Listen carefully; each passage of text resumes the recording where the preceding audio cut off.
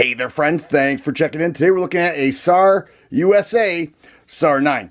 I checked it out at SHOT Show. I reviewed it at SHOT Show, and this is a closer look at this gun. There's nothing like your home studio, if you will, with your own lights and close-ups. So we're going to do that today. I'm going to be taking it to the range this weekend and hopefully have a range review up that will show you everything that this gun can do. So far, I really like it. Now, I called it a cross between an HK and a Glock. And what I mean by that, check out those grips, and here's an HK P30. Look at that, identical. And this is one of the few guns that offers, along with HK, interchangeable grip panels.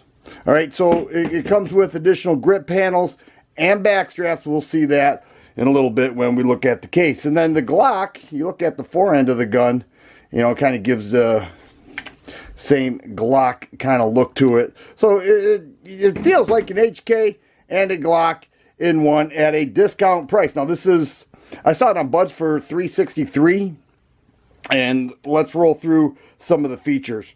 It does have interchangeable grip panels and back straps. As a matter of fact, we'll take a look at the case right now. It's got this big logo here. Looks kind of cool. All right, all this stuff comes with two 17-round magazines, and then here are the two additional back straps, and then grip panels here. It does also come with pins to punch those things out, and then, you know, cleaning bore and everything else. So that's kind of cool. You know, you're not lacking in supplies. The magazine's nice. All right, does have sight holes on the back of it, but the features itself, the grip's nice, 3-dot sights, 1913 rail there, front serrations, and here we have the Sarsilmaz SAR 9, imported by SAR USA, not EAA. And you can also see that this kind of bevels out a little bit for quick mag changes. We see the same with the HK, so there's no question where this grip was modeled after, or what it was modeled after. Ambi thumb safety. And if there was one thing I could take off this gun, that would be it.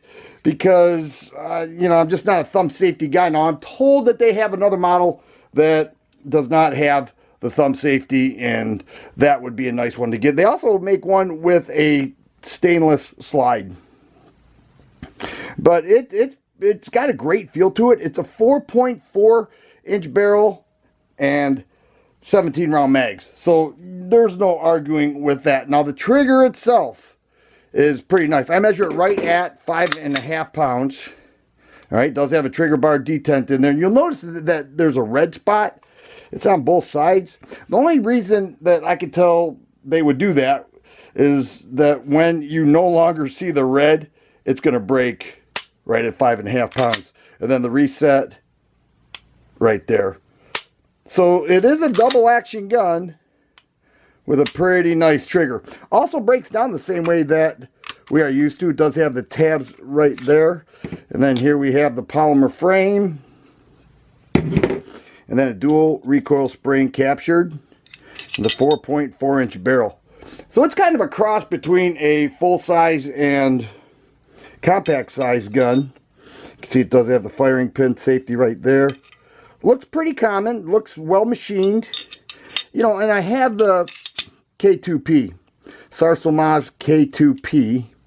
And that is a CZ75 clone. I paid $200 for that thing used, and I really enjoy it, and it reviews well. I took it to the range. I shot incredibly well with it, and I am expecting the same thing with this. I tell you what, it's got a nice feel to it. All around machining looks nice. It locks up pretty nice, and I have to say, for $362, $363, that's about the average price. The MSRP is $430, and right around mid-60s will get you the SAR 9, and I'm pretty happy with it. Going to take it to the range very soon, show you guys what this gun can do, and I have high expectations. If you like videos like this, please subscribe and share. I always appreciate the thumbs up button. Thanks for watching, and you guys be safe.